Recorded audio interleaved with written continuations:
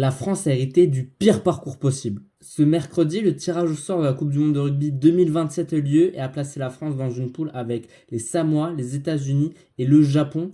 Une poule à premier abord qui semble simple et ce parcours pourrait être bien plus compliqué qu'on ne le croit. Déjà, les Samoa, c'était le mastodonte du chapeau 4, l'équipe à éviter absolument et tomber dessus, ce n'est jamais une bonne nouvelle. Même s'ils ont des résultats en dents de scie depuis 4 ans, on sait qu'en Coupe du Monde, ils ont toujours des renforts. Et là, on parle d'un possible Manu Tulagi pour les renforcer, ce qui ajouterait une puissance phénoménale au centre du terrain. Il y a aussi les États-Unis qui reçoivent la Coupe du Monde en 2031 et qui ont absolument besoin de montrer qu'ils ont un bon niveau et qu'ils doivent se placer dans les nations fortes du rugby. Ça va être très compliqué, mais ils ont des individualités capables de porter cette équipe avec de nombreux joueurs qui évoluent en top 14. Le Japon également, c'est peut-être l'adversaire le plus simple entre guillemets du chapeau 2.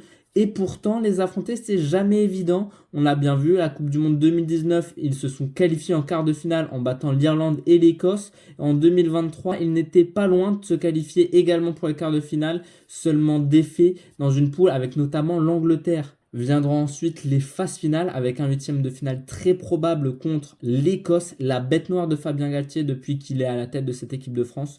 Une équipe très joueuse qui sait piéger l'équipe de France et attention à ne pas tomber dans le piège. En quart de finale, ce sera les Fidji, une nation qui est clairement sur une pente ascendante avec des joueurs qui connaissent le top 14 et qui connaissent l'équipe de France.